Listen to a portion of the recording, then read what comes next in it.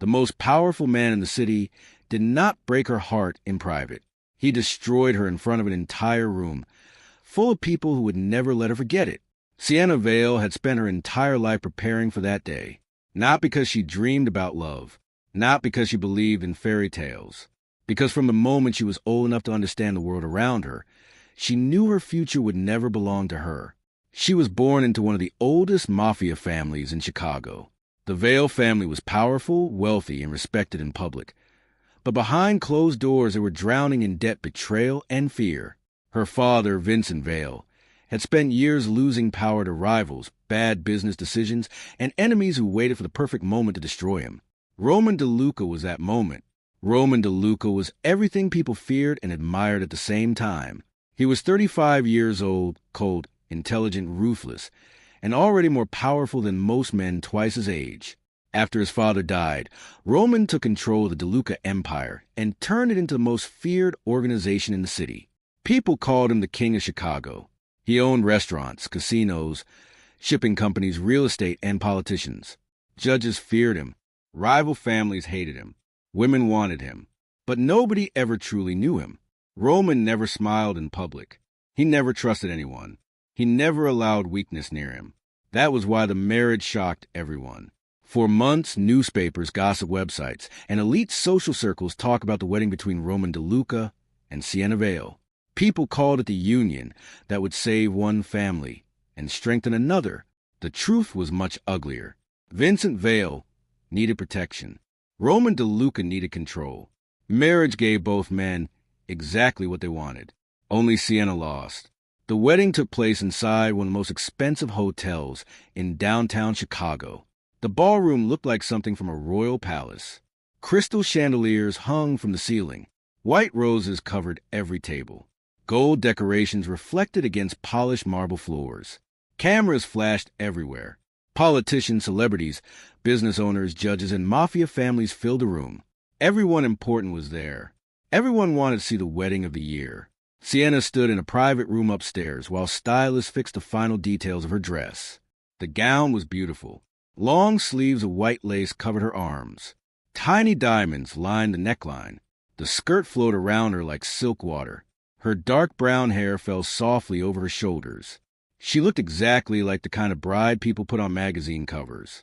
But when Sienna looked at herself in the mirror, she did not see beauty. She saw someone being prepared for sacrifice. Her mother stood behind her quietly.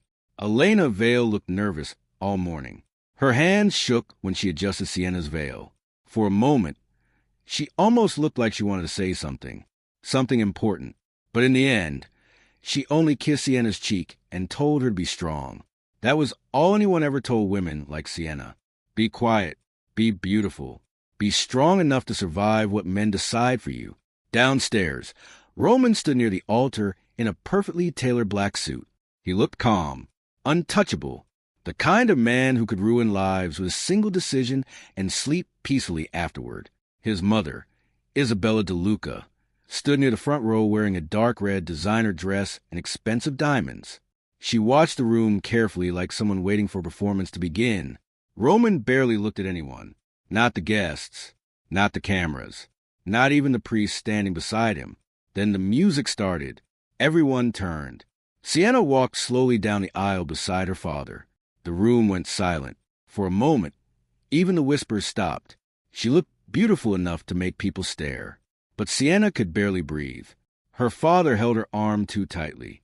The guests watched her like she was not a person, but a business deal walking toward completion. Then she looked at Roman. He was already watching her. His expression did not change. No smile, no warmth, nothing. It felt like walking toward a statue. By the time she reached the altar, Sienna already knew something was wrong. Roman's face looked colder than usual. His jaw looked tense. His eyes never stayed on her for long. The priest began speaking. Words about family, commitment, honor. The room remained silent except for the sound of cameras clicking in the background.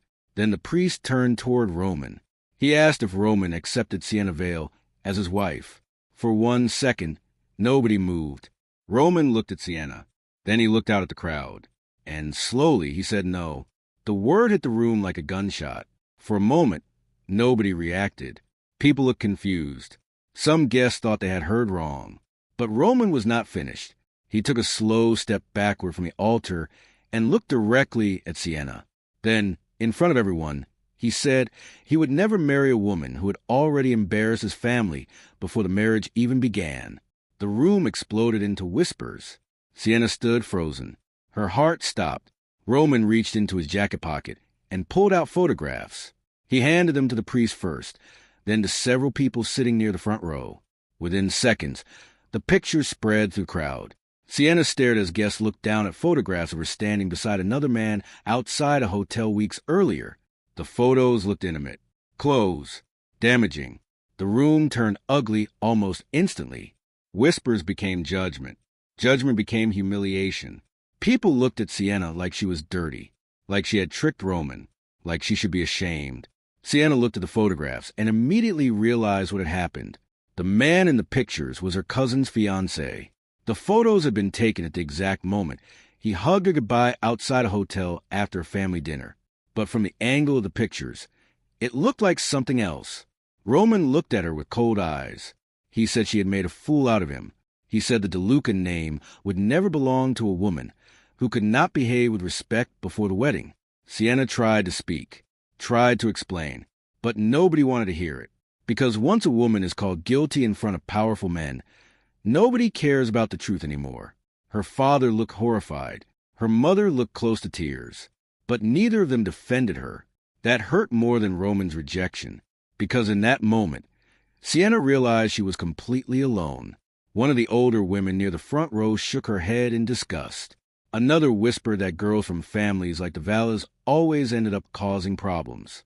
A man near the back laughed quietly and said Roman was smart for rejecting damaged goods before it was too late. Damaged goods. Sienna heard the words clearly, and somehow that hurt even more than the rest.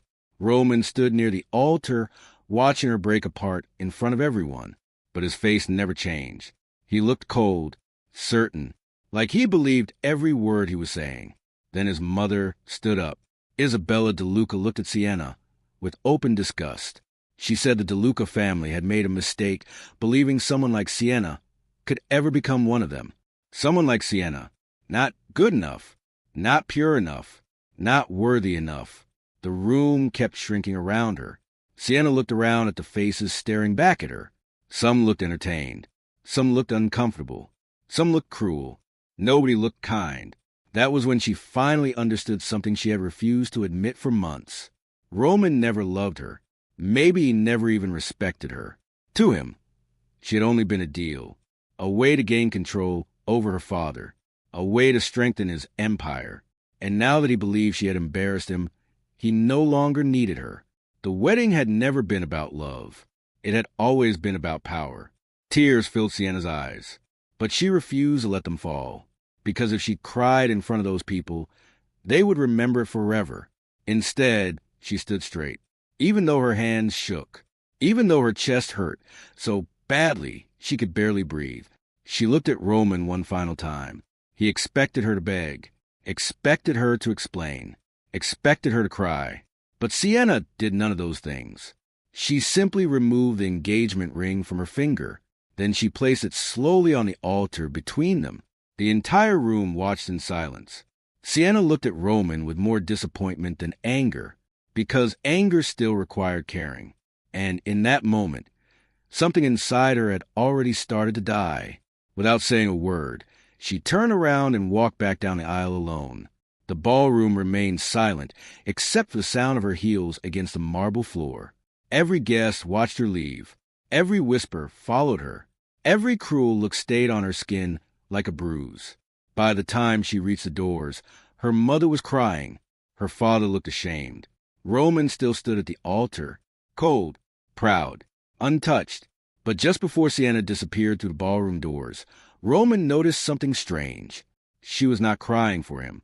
Roman expected Sienna to beg, collapse, or crawl back in shame, but her silence disturbed him far more than tears ever could. For 3 days after the wedding disaster, nobody saw Sienna Vale. Her phone remained off.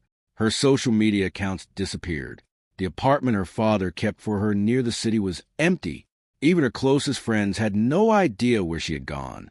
In a city where powerful families knew everything about everyone, Sienna had somehow vanished. That should have pleased Roman DeLuca. It should have confirmed everything he believed. Women like Sienna were not built to survive humiliation. Not after losing a man like him. Not after becoming the center of every headline in Chicago. But instead of satisfaction, Roman felt something far more irritating. Disappointment. Because Sienna was supposed to come back. She was supposed to call. She was supposed to cry, explain, or beg for another chance. Roman had seen it happen before.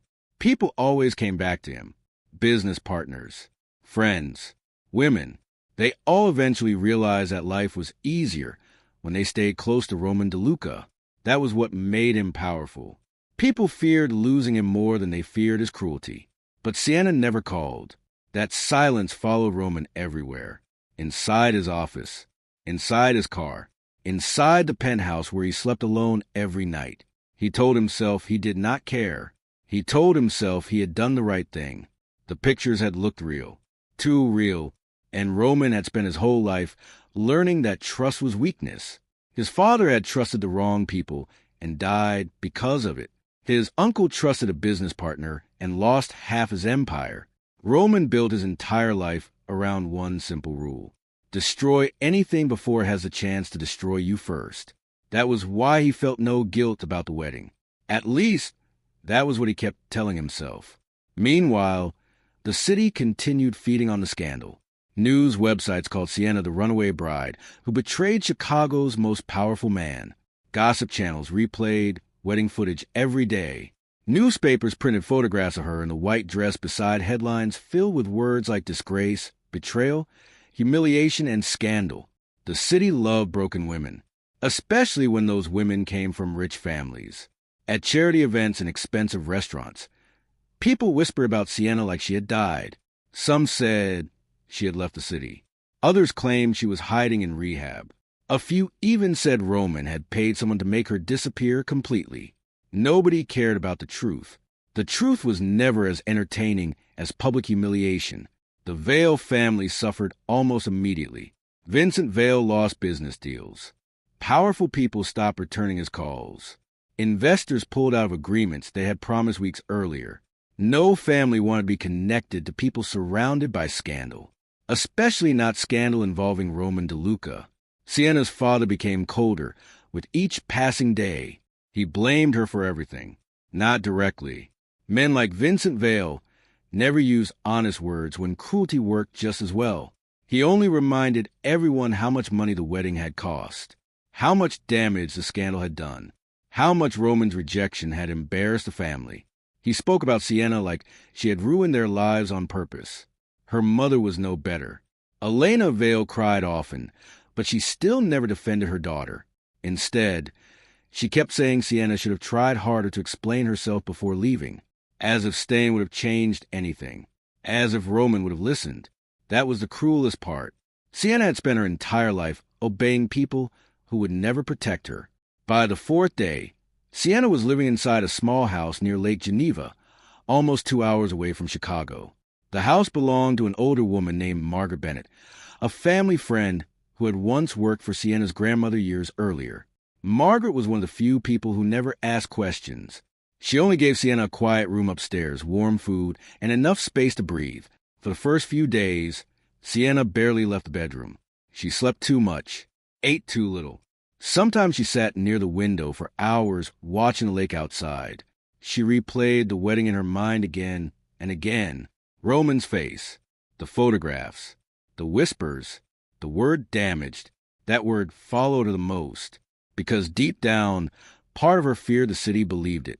Part of her feared Roman, believed it too. But slowly, something inside Sienna began to change. Not because the pain disappeared, because she got tired of carrying it. One morning, she woke before sunrise and walked alone beside the lake. The cold air hurt her lungs. The silence felt strange after so many days trapped inside her own mind. She stood near the water and looked at her reflection. Her face looked thinner. Her eyes looked tired. But for the first time since the wedding, she did not look broken. She looked angry. Not loud anger. Not revenge. The kind of quiet anger that appears when someone finally realizes they deserve better. That morning changed something. Sienna started helping Margaret around the house. She cooked, cleaned, read books in the evenings. She stopped checking the news, stopped searching Roman's name online, stopped waiting for an apology that was never going to come. Little by little, she started becoming someone else. Not the obedient daughter, not the perfect mafia bride, just Sienna. Meanwhile, Roman became more irritated with every passing day. At first, he told himself he only wanted updates because Sienna was still connected to the Vale family, because if she embarrassed herself again, it could create more problems for him. That was the excuse he gave his men when he quietly ordered them to find out where she had gone. But when his men returned with almost nothing, Roman became angrier than he expected. She was with an older woman near the lake. One of them finally told him. Roman stood near the window inside his office, overlooking downtown Chicago. And she barely leaves the house. Roman said nothing. His men hesitated. She doesn't seem interested in coming back. That answer bothered Roman more than it should have, because Sienna was supposed to miss him. She was supposed to regret losing him. Instead, she was disappearing from his world so completely that it almost felt like she had erased him too. That wounded something inside Roman that he could not explain. Not love, certainly not guilt, pride. Roman had spent his entire life believing that people needed him more than he needed them.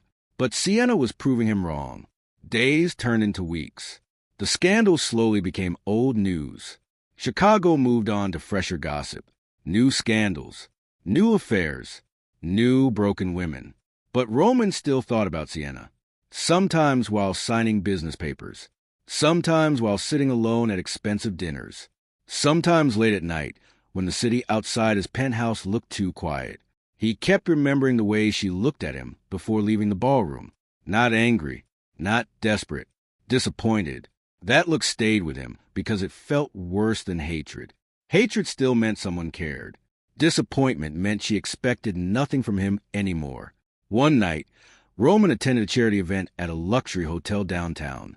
The ballroom was filled with rich people pretending to care about causes they would forget by morning.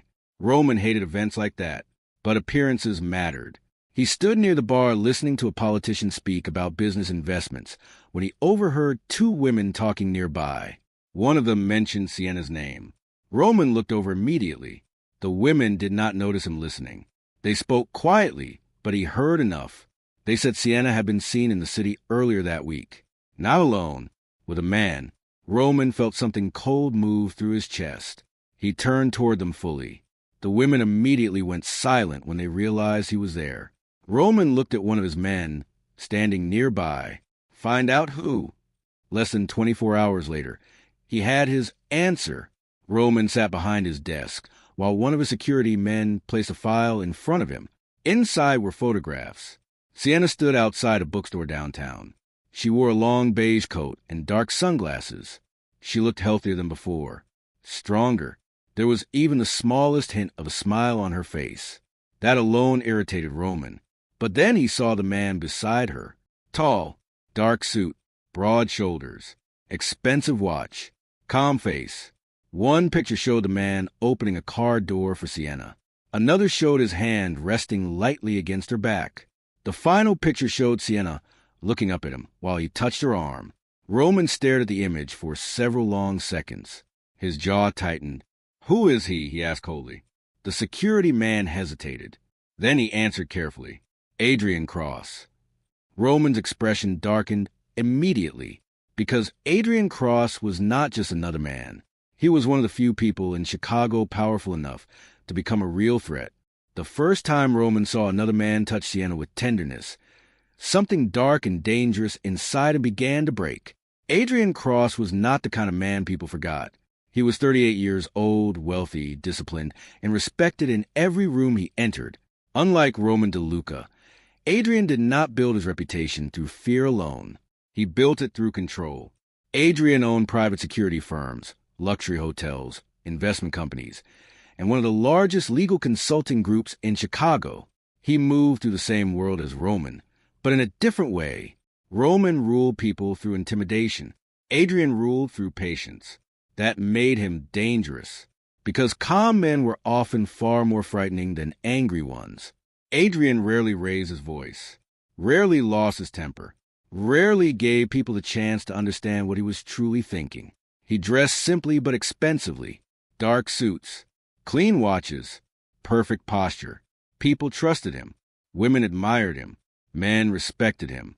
And unlike Roman, Adrian knew how to make people feel safe instead of afraid. Sienna met him by accident. At least, that was what she believed. A week after Roman learned she'd been seen with another man, Sienna visited a small bookstore near downtown Chicago. It was one of the few places where she still felt invisible. She spent almost an hour walking through quiet shelves filled with novels, history books, and travel guides. For the first time in weeks, she felt calm. Then she noticed a man standing near the opposite side of the store. He looked familiar. Tall, dark hair, gray coat, sharp features. It took her several seconds to recognize him. Adrian Cross. She had seen him before at charity events, family dinners, and elite parties when she was younger. He was older than her by almost 10 years, but had always been one of those men people watched without realizing it. Not because he was loud, because he carried power quietly. Adrian noticed her staring and gave her a polite nod. Most people in Chicago had spent the last month looking at Sienna with pity, judgment, or gossip. Adrian looked at her like she was still a person. That alone caught her off guard.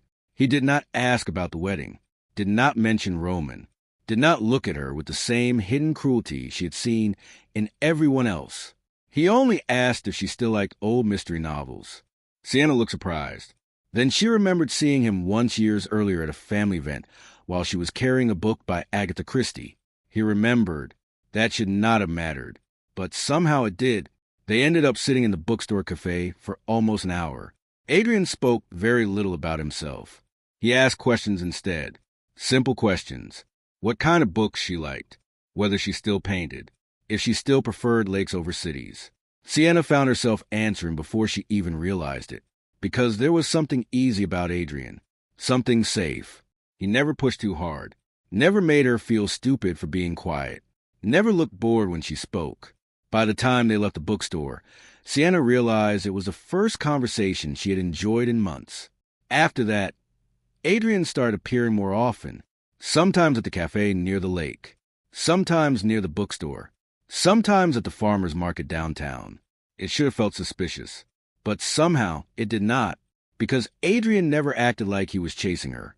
He only acted like he enjoyed being near her. That made Sienna trust him more than she should have. Over the next few weeks, Adrian became one of the only people who could make her laugh again. He took her to quiet restaurants far away from Chicago society. He brought her books he thought she would like. He listened when she spoke. And most importantly, he never made her feel like she owed him something in return. That was new for Sienna, because every man in her life had always wanted something from her.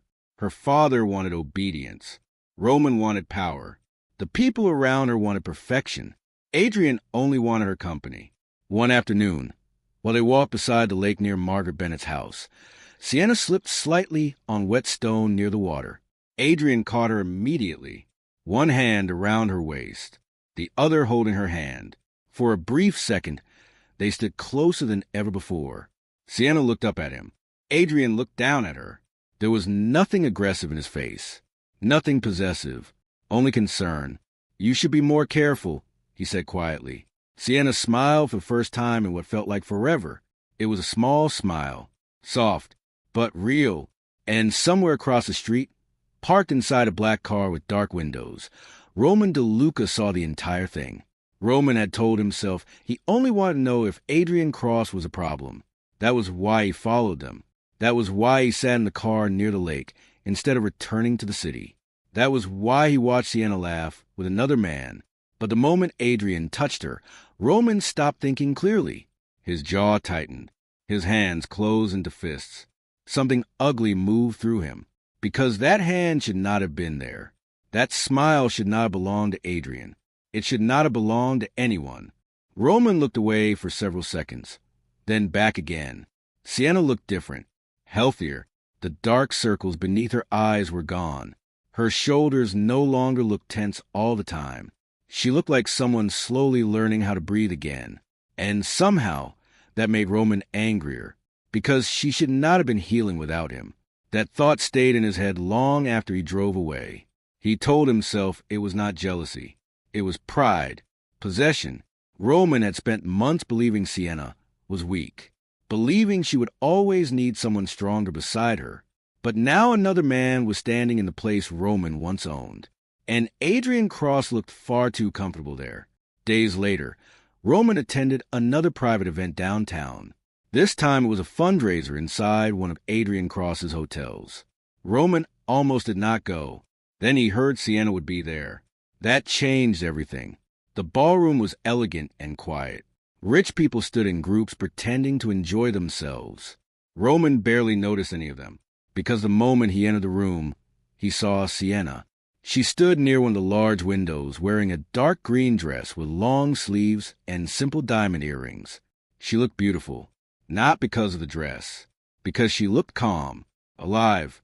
Roman had not realized how much he missed seeing her until that moment. Then Adrian appeared beside her. He placed one hand lightly against the middle of her back while speaking to someone nearby. It was a simple touch, normal, respectful, but Roman hated it instantly because Sienna did not move away. She looked comfortable with Adrian, comfortable in a way she had never looked with Roman. Roman spent the entire night watching them. He watched Adrian bring her drinks, watched him stand close to her, watched him lower his head slightly whenever she spoke. Roman had spent his entire life learning how to read people, and what he saw that night disturbed him more than he wanted to admit. Adrian Cross was not playing games. He was not entertaining himself. He was serious about her.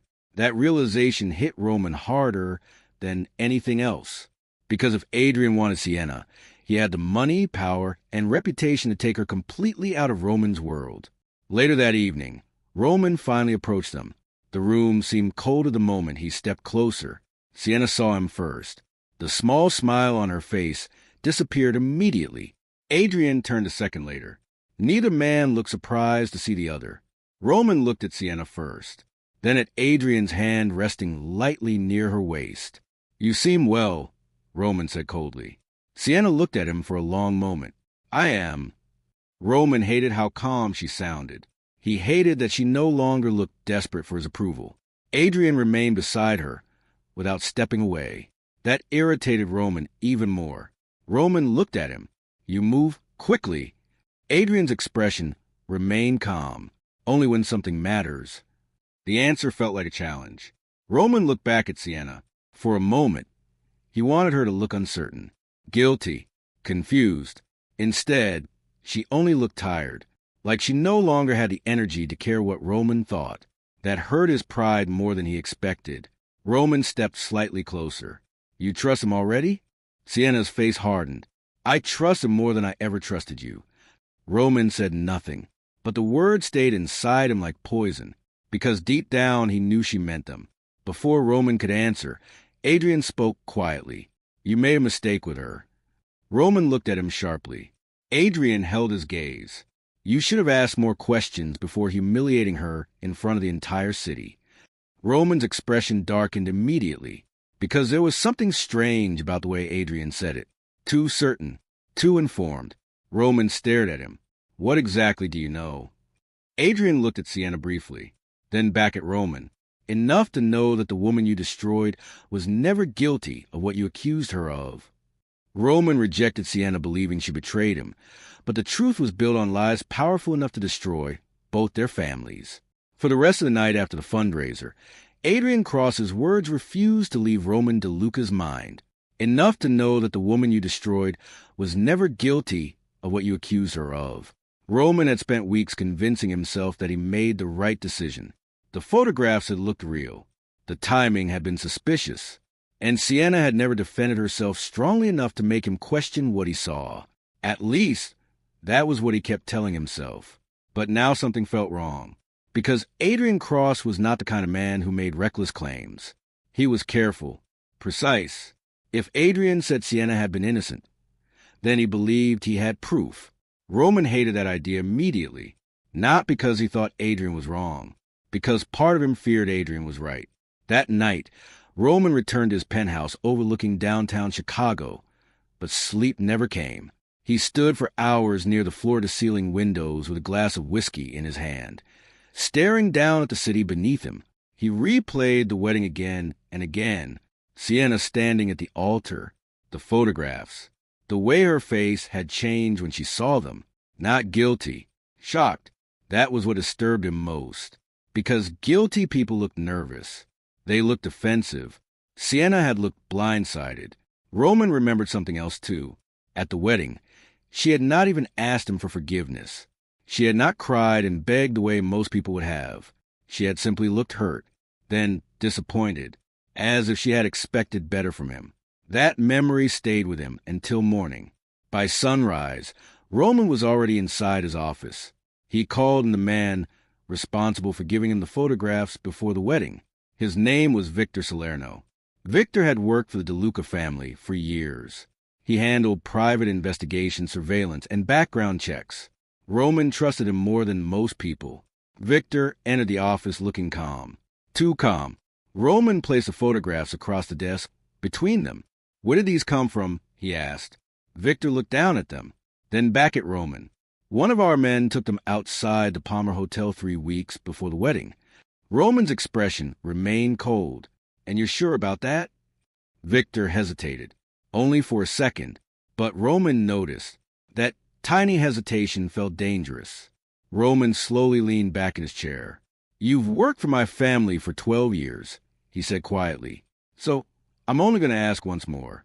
Victor looked nervous now. Roman could see in his face. "The photos are real," Victor said. "That wasn't my question." Silence filled the room. Then Roman stood. He walked slowly toward the window. "Adrian Cross claimed Sienna was innocent," he said quietly. "If that's true, then somebody lied to me." Victor said nothing. Roman turned around. "And if somebody lied to me, I'll bury them." For several seconds, Victor remained silent. Then he finally lowered his eyes. That man in the photographs was not her lover. Roman's entire body went still. Victor swallowed hard. He was engaged to Sienna's cousin. They were leaving a family dinner. The pictures were taken from a distance and edited to look more intimate. Roman stared at him. The room suddenly felt too small. Edited. Victor nodded slowly. One of the pictures was cropped. Another was blurred. The angle made it look worse than it really was. Roman felt something cold move through his chest. For the first time in years, he did not know what to say. Because if the photographs had been fake, then everything that happened at the wedding had been built on a lie. And that meant he had destroyed Sienna for nothing. Roman's jaw tightened. "Who gave you the order?" Victor looked terrified now. He did not want to answer. That told Roman everything. "Who?" Roman asked again. Victor looked down at the floor. "Your mother." The words hit harder than Roman expected. For a moment, he thought he had heard wrong. "My mother?" Victor nodded. "She brought the photos to me herself. She said they came from a trusted source. She told me not to investigate too deeply." Roman felt anger rise so quickly that it almost made him dizzy. Because now things were starting to make sense. His mother had never wanted Sienna in the family. From the beginning, Isabella DeLuca had looked down on her, not because Sienna was poor. The Valles still had money, not because she was weak. Sienna had never been weak. Isabella hated her because of blood. The Vale family came from mixed Italian and Irish roots. Years earlier, Isabella had privately called them dirty outsiders pretending to be real mafia royalty. She believed the DeLucas came from better blood, better history, better class. To Isabella, family name mattered more than love, loyalty, or truth. And Sienna had never been good enough. Roman remembered all the comments his mother made over the years. She called Sienna too emotional, too soft, too common. At the time, Roman ignored it. Now he saw it differently. Because maybe his mother had never intended to let the wedding happen at all. Roman immediately left the office and drove to the DeLuca estate outside the city. The mansion looked exactly the way it always had. Perfect gardens, tall gates, cold stone walls. It was the house where Roman had grown up. The house where his father taught him never to trust anyone, even family. Inside, Isabella DeLuca sat in the sunroom, drinking tea like nothing had happened. She looked elegant in cream-colored silk and diamonds. The kind of woman who always appeared calm, even when ruining someone's life. She looked up when Roman entered. At first, she smiled. Then she saw his face. The smile disappeared immediately. Roman walked toward her slowly. "You framed Sienna." Isabella remained silent.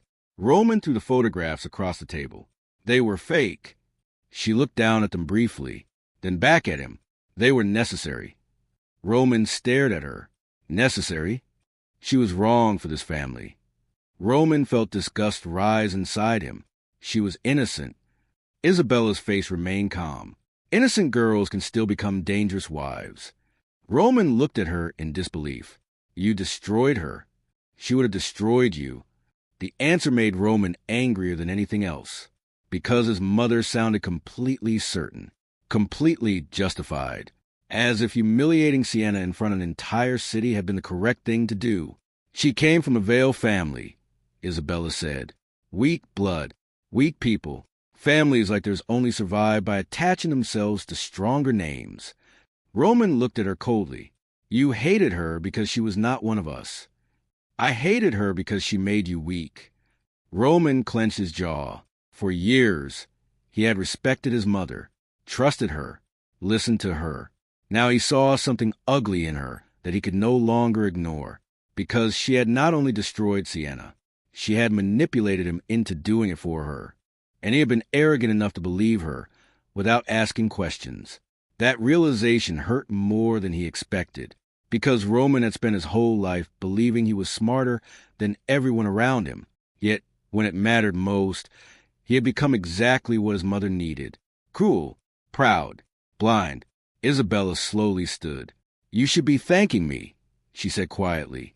"You were about to marry a girl who would never have survived in this family." Roman looked at her. "She survived me." For the first time, Isabella looked uncomfortable. Roman stepped closer. "You humiliated her because you thought she was beneath us." "She was beneath us?" "No," Roman said coldly. "She was better than us." The room fell silent. Isabella looked shocked, because Roman had never spoken to her that way before. But he was no longer thinking about his mother. He was thinking about Sienna. Sienna standing alone at the altar. Sienna hearing strangers call her damaged. Sienna walking out of the ballroom while everyone watched. And worst of all, Sienna standing there completely innocent while he destroyed her in front of the entire city. Roman felt sick, because for the first time, he realized Adrian had been right. He had not rejected a liar. He had humiliated a woman who trusted him. As Roman turned to leave, Isabella spoke again. "There are things you still do not understand." Roman stopped near the doorway. "What things?" His mother looked at him carefully. Then she said something that made the room feel colder. "I was not the only one who wanted that wedding destroyed." Roman slowly turned back toward her. "What does that mean?" Isabella hesitated. Then, for the first time all morning, she looked afraid. "Your Uncle Matteo knew about the photographs before you did." Roman's expression darkened immediately, because Matteo DeLuca was not just family. He was the one person inside the DeLuca empire powerful enough to threaten Roman's control. And suddenly Roman realized a lie that destroyed Sienna may have been only the beginning. The same man who rejected Sienna in public now could not bear the idea of another man standing where he once refused to stand. Roman DeLuca spent the next several days pretending he still had control. He buried himself in meetings, signed contracts, expanded business deals, met with lawyers, politicians, and men who feared him enough to say yes before he even finished speaking. From the outside, nothing about him had changed. He still looked cold, still looked powerful, still looked like the kind of man who could ruin lives without losing sleep. But inside, everything felt different, because now Roman knew the truth. Sienna had never betrayed him. She had never lied. She had never deserved what happened to her. And somehow, that truth made Roman more dangerous than before. Not because he wanted revenge, because he wanted her back. That was the part he hated most. Roman had spent his entire life believing that regret was weakness. If something broke, he replaced it. If someone disappointed him, He erased them. He never looked backward. But with Sienna, he could not stop. Every memory returned differently now. The way she looked at him across the ballroom before the wedding, the quiet way she listened when he spoke, the way she always stayed calm even when everyone around her expected her to fall apart. Roman had mistaken her silence for weakness. Now he realized it had always been strength. And another man was benefiting from it. That thought stayed inside him like poison. Almost every evening, Roman found excuses to drive near the lake where Sienna stayed. He never approached the house, never knocked on the door. He only sat in the car from a distance, watching lights appear in the windows after sunset, watching her move through rooms that looked peaceful, watching a life continue without him in it. That hurt his pride more than he wanted to admit, because Roman had spent years believing people never truly moved on from him. But Sienna was. One afternoon, he saw her walking beside the lake with Margaret Bennett. She wore a cream sweater, dark jeans, and her hair loose around her shoulders. She looked softer than before, healthier. She smiled at something Margaret said. Roman had not seen her smile in months, not since before the wedding. He should have been relieved she was healing. Instead, he felt angry because she had found a way to survive what he did to her. That should have impressed him. Instead, it made him feel left behind. A few days later, Roman learned Sienna had started volunteering at a small art center near the lake. The building helped children from poor families learn music, painting, and photography. That surprised him, not because Sienna was kind. He already knew she was kind, because he realized he had never truly known her at all. He knew what wine she preferred. He knew which charities her family supported. He knew what color dress she wore the first time they met. But he never knew what she cared about when nobody was watching.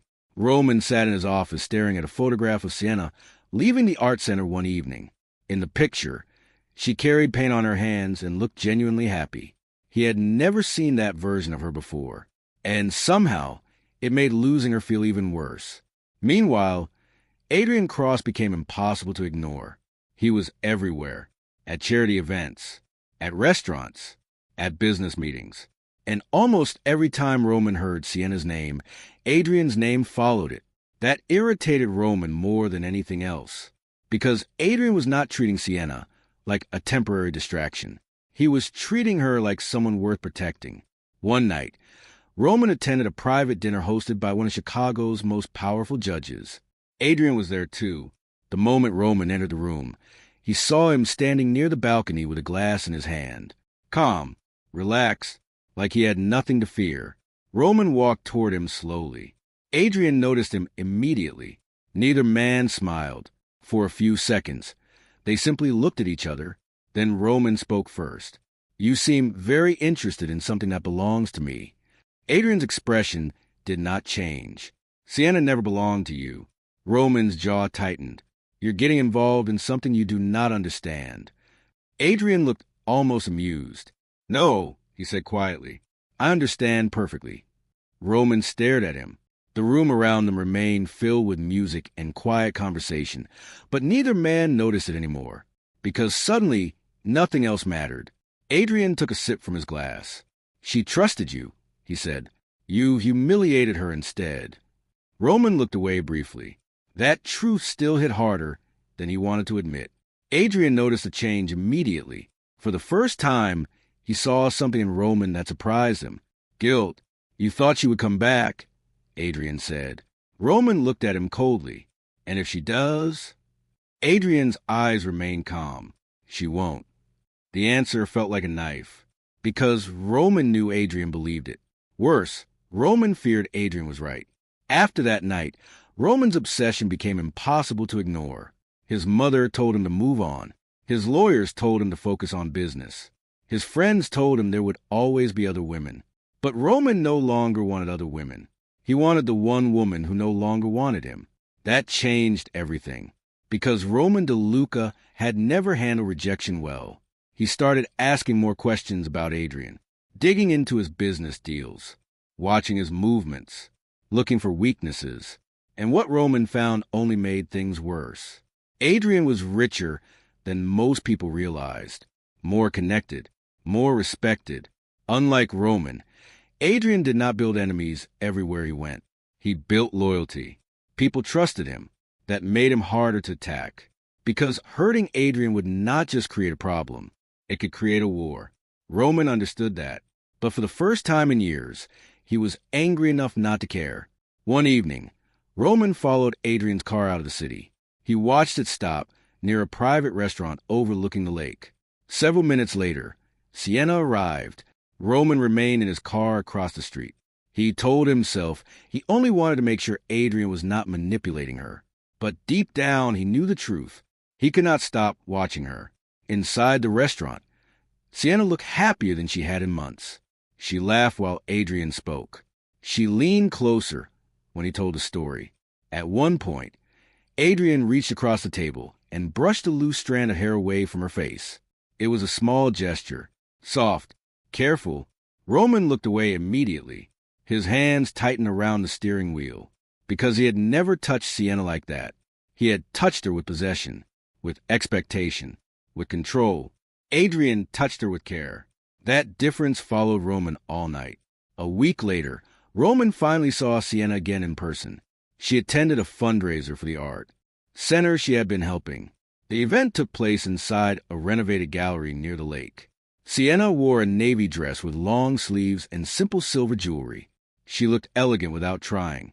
Roman noticed people smiling when she walked into the room, not because of her family name, because they liked her. That should not have surprised him, but it did, because Roman was finally seeing the version of Sienna he had ignored before, the version untouched by family pressure, the version that existed before he ruined her. Sienna saw him almost immediately. For one brief second, something moved across her face. Shock, then nothing. She looked away. That bothered Roman more than anger ever could. Later that evening, he found her standing alone near the back terrace. The lake stretched behind her in the distance. The cold wind moved softly through her hair. Roman stepped closer. Sienna did not turn around immediately. "You shouldn't be here," she said quietly. Roman looked at her profile. "You look different." She finally looked at him. "So do you?" Roman stayed silent for a moment. Then he said the words he had been carrying for weeks. "You were innocent." Sienna's face did not change. "You finally figured that out?" Roman looked down briefly. "That wedding should never have happened." "No," she said quietly. "It should not have." Roman expected anger, expected tears, expected something. Instead, Sienna looked calm. That calmness frightened him, because it meant she was no longer waiting for anything from him. "I made a mistake," Roman said. Sienna looked out toward the water. "You made a choice." The answer hurt more than he expected, because she was right. He had chosen pride over trust, chosen humiliation over truth, chosen his family over her.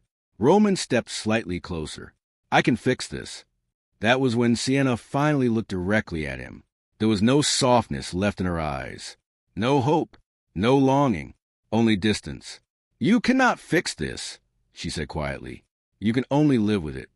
Roman felt something inside him crack, because for the first time in his life, he realized there was something he might never get back. Before he could answer, Adrian stepped onto the terrace behind them. He looked from Roman to Sienna.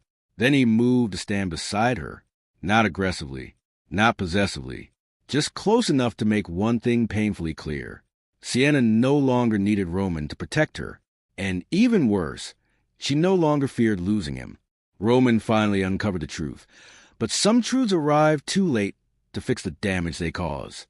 After Sienna walked away from the fundraiser, Roman DeLuca did not go home. He drove through the city for hours with one hand on the wheel and the other clenched tightly against his mouth. Sienna's words stayed inside him. "You made a choice, not a mistake. A choice." That truth hurt because it was real. Roman had spent weeks blaming his family, blaming lies, blaming the people who manipulated him.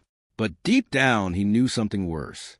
He wanted to believe the worst about Sienna, because part of him had always believed she was beneath him. Not completely, not openly, but enough to doubt her, enough to humiliate her, enough to trust a lie faster than he trusted the woman standing in front of him. That realization followed him all the way back to the DeLuca estate. The house felt colder than usual. His mother still acted as though the wedding scandal had been necessary. His uncle still insisted Sienna's family could not be trusted. Everyone around Roman kept repeating the same excuse. They did what they had to do. But Roman no longer believed that, because now he knew someone had destroyed an innocent woman simply to protect power, and he was part of it. The next morning, Roman locked himself inside his office with every file, phone record, and financial report connected to the wedding. He stopped listening to excuses, stopped listening to family loyalty. He only wanted the truth. By evening, he found it. The fake evidence used against Sienna had not come from an outsider. It came from inside his own family. His mother, Viviana DeLuca, had worked with Roman's Uncle Matteo to destroy the marriage before it happened. Months earlier, they discovered that Sienna's father had quietly been speaking with a rival family about a possible business deal. The meeting was innocent. It had nothing to do with betrayal. But Viviana saw an opportunity. She believed Sienna's family was too weak, too common, and too damaged to become permanent members of the DeLuca bloodline. Sienna's mother had come from a poor immigrant family. Her father built his money too late in life. To Viviana, that meant Sienna would never truly belong. So she created a story. She paid someone to forge photographs of Sienna meeting another man before the wedding. She arranged fake phone records. She bribed one of Roman's trusted guards to claim he saw Sienna trying to sell information to a rival family.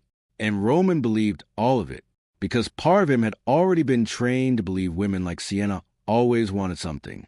Money, power, status. He hated himself for that now, because Sienna had only wanted him. That was the cruelest part. She had loved him honestly. Roman discovered letters Sienna had written months before the wedding, letters she never sent. One of them had been hidden inside a file taken from Matteo's office. Roman stared at the page for a long time. Sienna had written about feeling afraid before the wedding, not because she did not want to marry him, because she worried Roman would never truly let her into his life. She wrote that she knew his family looked down on her. She wrote that sometimes Roman looked at her like he cared, but other times he looked at her like she was temporary. At the bottom of the letter, one sentence nearly destroyed him. I know he does not trust easily, but I would have spent my whole life proving I was worthy of him. Roman sat alone in his office for almost an hour after reading those words, because Sienna had spent her whole life trying to prove she was worthy, while Roman never once tried to prove he was worthy of her. That night, Roman confronted his mother. Viviana DeLuca stood near the fireplace inside the main sitting room, dressed in black silk and diamonds, looking exactly like the woman who controlled his entire life. She did not look afraid when Roman entered. She only looked annoyed. "You should not be digging through old business," she said calmly. Roman threw the forged photographs onto the table in front of her. "You framed her." Viviana looked down at the papers without emotion. "I protected this family. You destroyed an innocent woman." Viviana's face remained cold. "She was not right for you." Roman stared at her. "She loved me." Viviana looked almost disgusted by that word. Love is not what keeps families alive. Roman felt anger rise inside him. "No," he said quietly. "Fear does." For the first time, Viviana looked unsettled. Roman stepped closer. "You spent my whole life teaching me to see weakness in everyone," he said. "You taught me to trust power more than loyalty." Viviana crossed her arms. "And because of that, you became strong." Roman shook his head slowly. "No," he said. "Because of that, I became you." The silence between them felt heavy, because for the first time in his life, Roman understood that the cruelest parts of himself were not born. They were taught. Viviana looked away first. "She would have ruined you," she said quietly. Roman's jaw tightened. "No," he answered. "She was the only good thing I ever had." Later that night, Roman went to see Sienna. He found her at the art center after closing time. The children were gone. The lights inside the building were low. Paintings covered the walls.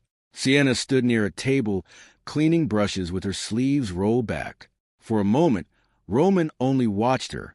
She looked peaceful there, like someone building herself back together. Sienna noticed him a few seconds later.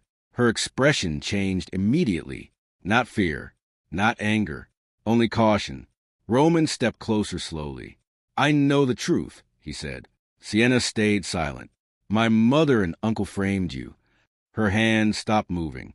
Roman looked at her carefully. They forged everything, he continued. The photos, the calls, the lies. Sienna lowered the brush in her hand. For a moment, she said nothing. Then she looked at him. And what does that change? Roman had no answer for that, because she was right. The truth could not erase the altar, could not erase the humiliation, could not erase the way he looked at her in front of everyone. Roman stepped closer. I was wrong. Sienna looked down at the table. I know. The calmness in her voice hurt more than anger would have, because pain had changed her. She no longer needed apologies. She no longer expected anything from him. Roman looked at her. You love me, he said quietly. Sienna's face tightened for the first time. Yes, she whispered. I did. Roman felt his chest tighten, because hearing those words now felt worse than never hearing them at all. Sienna looked away. But love stops feeling safe when someone keeps using it against you. Roman closed his eyes briefly. Every part of him wanted to fix it, to say the right thing, to promise something. But he finally understood there were wounds too deep for promises. Still, he was no longer fighting for pride. He was fighting because he could not survive being a man who destroyed her and did nothing about it. Before Roman could speak again, Adrian Cross entered through the back hallway. He looked between them immediately. Roman expected anger. Instead, Adrian looked serious. Sienna, Adrian said, we have a problem. She frowned. What happened? Adrian held out his phone. There was an attack tonight. Roman looked at the screen. One of Sienna's father's warehouses had been burned to the ground. 3 men were injured. 1 was missing. Sienna's face lost all color. Who did this? Adrian looked at Roman. Same people who ruined the wedding. Roman felt cold all over, because suddenly this was no longer about old lies. It was happening again. Adrian looked back at Sienna. They are trying to force your father into signing over his business contracts. Roman stared at the screen. Then he noticed something else. At the bottom of the report was a photo taken outside the warehouse. Spray painted across one of the burned walls were 5 words. Bring her back or else. Roman looked at Sienna immediately, because now he understood the truth too late. The same people who ruined the wedding were planning to use Sienna again. Roman once destroyed Sienna with words, but now he is willing to destroy an empire, keep anyone else from hurting her again. The fire at the warehouse changed everything. Until that moment, Roman DeLuca believed the people behind the wedding scandal only wanted power. Now, he understood they wanted fear. The burned building, the injured workers, the message on the wall, all of it had been designed to send one message to Sienna. She would never truly be free. Sienna stood inside Adrian Cross's office late that night, stared at the photos from the attack, while police officers and security teams moved around outside. Her father sat in another room with a bandaged hand and smoke burns on his jacket. 3 workers remained in the hospital.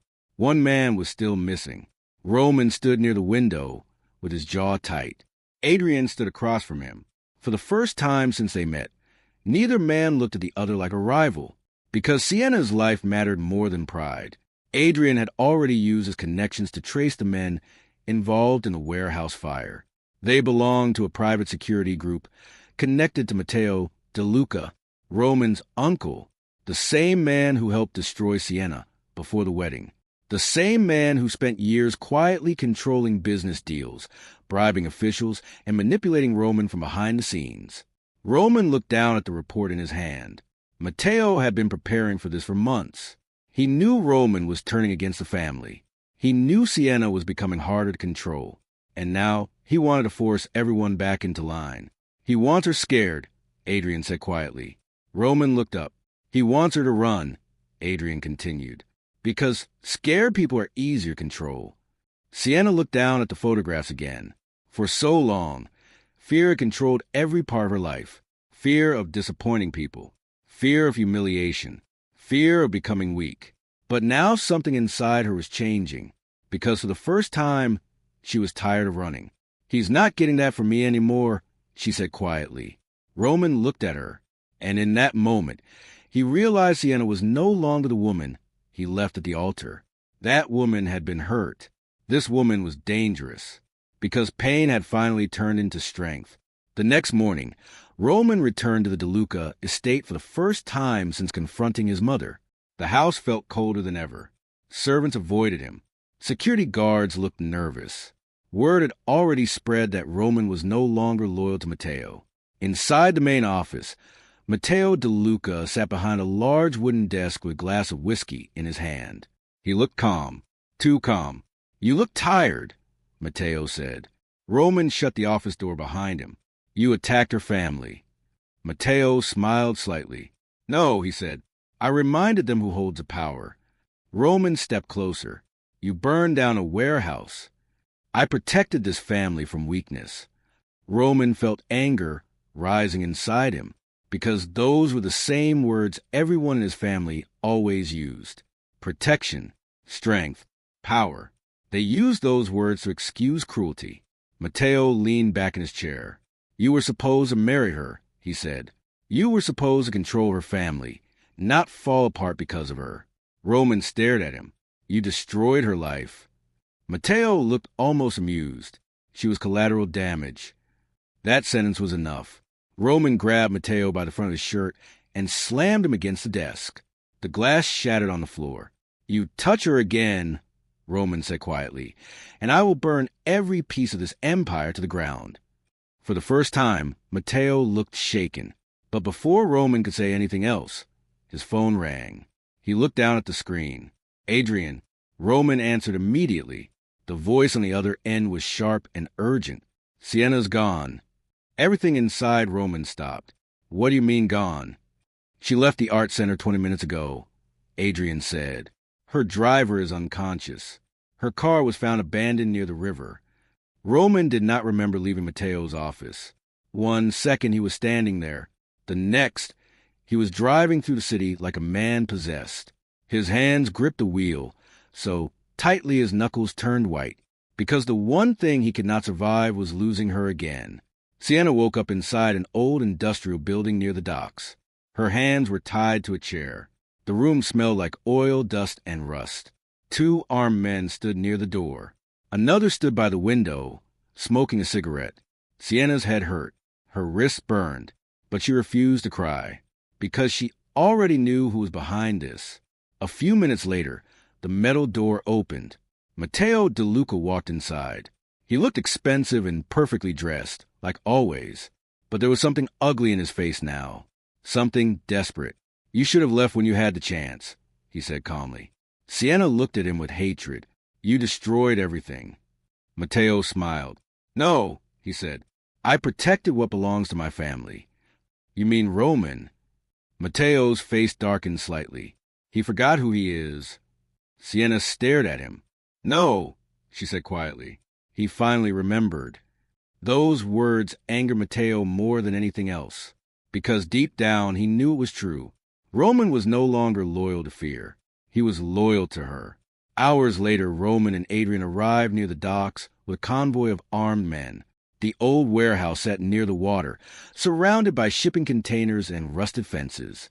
Roman stepped out of the car first. Adrian stood beside him. "You go left," Adrian said. "I'll take the back entrance."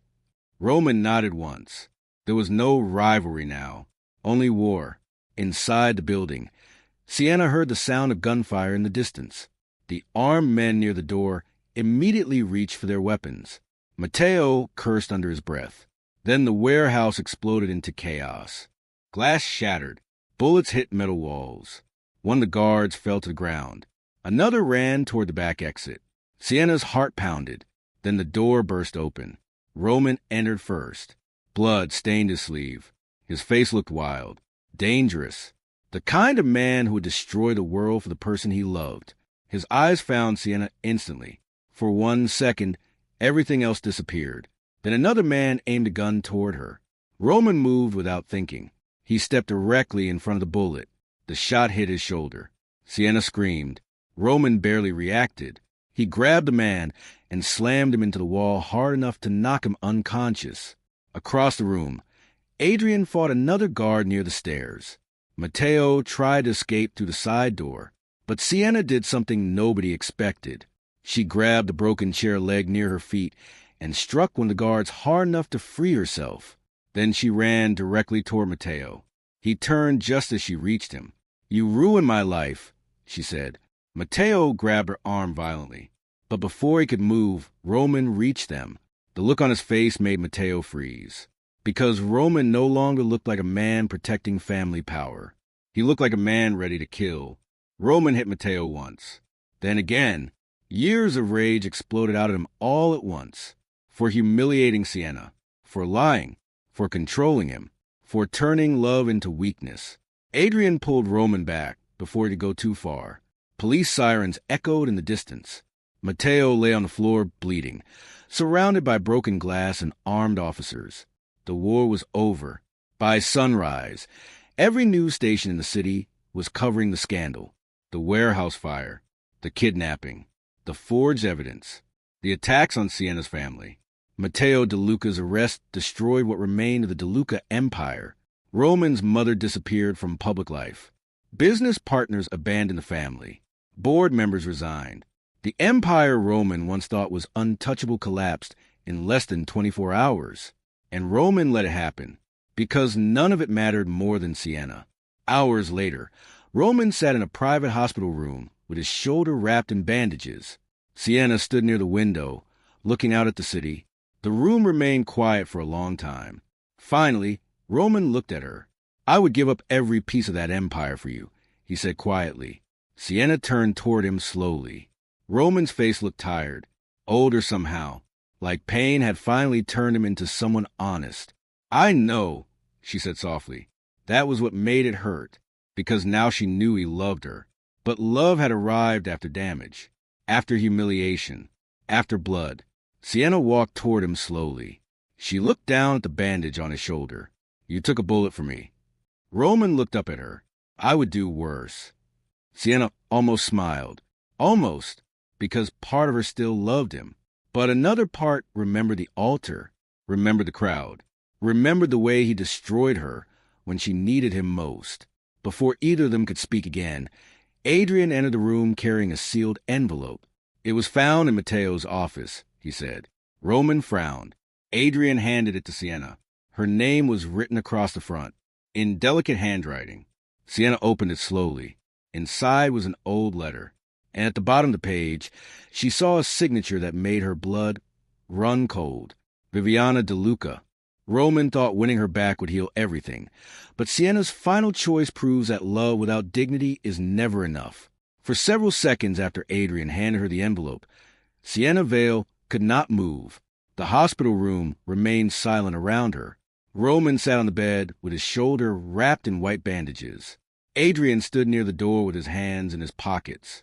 Outside the windows, the city glowed beneath the first light of morning. Sienna looked down at the delicate handwriting on the front of the envelope. Viviana De Luca, Roman's mother. Slowly, Sienna opened it. Inside was a letter and a small flash drive. Her hands trembled as she unfolded the paper. The first sentence alone made her feel sick. "If you are reading this, then Matteo has failed." Sienna kept reading. Viviana admitted everything. She admitted creating the false evidence before the wedding.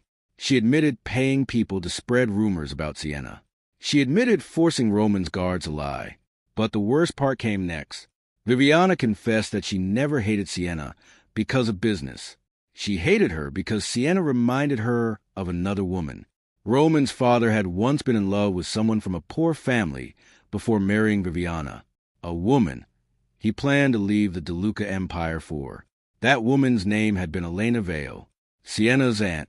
Years earlier, the De Luca family destroyed Elena's reputation, forced her out of the city, and made sure Roman's father never saw her again. Viviana believed women from the Vale family were dangerous because they made powerful men forget loyalty, bloodlines, and status. That was why she hated Sienna before she ever knew her. Because to Viviana, Sienna was not only the wrong woman for Roman, she was history repeating itself. Sienna lowered the letter slowly. The room around her felt colder. Roman looked at her face and immediately knew something inside the envelope had changed everything again. Sienna handed him the letter. Roman read it once. Then again. His face hardened with every line, because now he understood the truth went deeper than lies before the wedding. This hatred had existed long before Sienna ever entered his life. Roman closed his eyes for a moment. Everything his family touched turned into poison. Money, power, love. Even now, after everything had fallen apart, the damage still reached further than he imagined. Sienna looked at the flash drive next. Adrian found a laptop in the corner of the hospital room and plugged it in. The file contained an old voice recording. Viviana's voice filled the room. She sounded younger, calmer.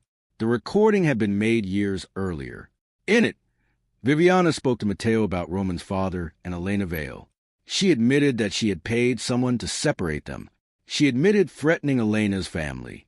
And then, near the end of the recording, she said something that made Sienna stop breathing.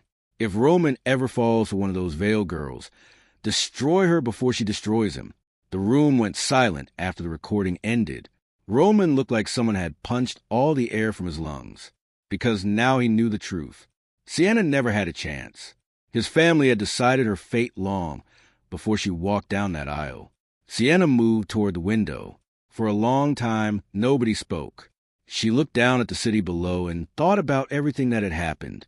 The wedding, the humiliation, the lies, the fire, the kidnapping, the way Roman had hurt her, the way Adrian had protected her, the way she had spent so much of her life believing she needed to be chosen by someone else to matter.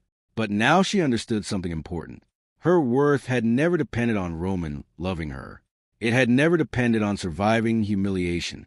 It had never depended on becoming the perfect woman for a powerful man. She mattered because she was still standing after everything they did to her. Roman slowly stood from the hospital bed, despite the pain in his shoulder. He walked toward her carefully. For once, there was no arrogance left in him. No pride. No anger. Only regret. He looked at Sienna like a man staring at the one thing he could never forgive himself for losing. He told her everything without needing many words. He told her he loved her. He told her he had loved her long before the wedding. He told her he hated himself for believing the lies. He told her that losing her felt worse than losing the empire. He told her he would spend the rest of his life becoming someone worthy of her if she gave him the chance. Sienna listened quietly, because part of her still loved him. That was the truth she could not escape. She loved the man he could become, but she could not forget the man he had been. Love mattered, but dignity mattered too. And no woman could build a future on love alone if respect arrived too late. Tears filled Roman's eyes when he realized what her silence meant. Because for the first time in his life, there was no amount of power, money, or violence that could fix what he broke. Sienna stepped closer to him. Then she gently touched the bandage on his shoulder. Not because she belonged to him, because she forgave him. There was a difference. "I believe you love me now," she said softly. Roman looked at her. "But I had to lose myself once to love you," she continued. "I won't do that again." Roman closed his eyes. Pain crossed his face, but he nodded because deep down he knew she was right. Adrian stayed near the door the entire time. He said nothing. He did not pressure her. He did not ask her to choose him instead. That was what made him different. His love never felt like ownership, only safety. Over the next few weeks, the city slowly moved on from the scandal. Matteo De Luca remained in prison. Viviana disappeared from public life completely. The De Luca empire was divided, sold, and weakened beyond repair. Roman stepped away from the family business. He sold several of the companies connected to illegal deals and began rebuilding what remained of his life away from his family's shadow. For the first time, he stopped trying to control everything. Sienna returned to the art center. She expanded the program, opened a second building, and began helping women who had escaped abusive relationships and controlling families. Her name no longer appeared beside Roman's in gossip columns. Now it appeared beside her own work, her own future. Adrian remained part of her life, steady, patient, safe. But Sienna did not rush into anything, because she finally understood that healing was not the same thing as loneliness. And being alone did not mean being broken. Months later, Sienna stood on a quiet beach outside the city. The ocean stretched endlessly in front of her. The wind moved through her hair. She wore a simple cream-colored coat and held her shoes in one hand. Farther down the beach, Roman stood near the water, not close enough to touch her, not close enough to ask for anything, just close enough to remind her that some people never stop loving each other, even when life moves them in different directions. Roman looked healthier now, quieter, less dangerous. When Sienna looked at him, she no longer saw the man at the altar. She saw someone who had finally learned what love cost. She smiled at him once, a small, sad smile. Then she turned and kept walking forward. The wind carried the sound of the ocean behind her, and for the first time in her life, Sienna felt free. But 2 days later, while organizing old files from her father's office, Sienna discovered one final envelope hidden beneath a locked drawer. Inside was an old photograph of her Aunt Elena standing beside Roman's father many years earlier. On the back, written in faded ink, were 7 words that made Sienna's blood run cold. She was pregnant when they separated.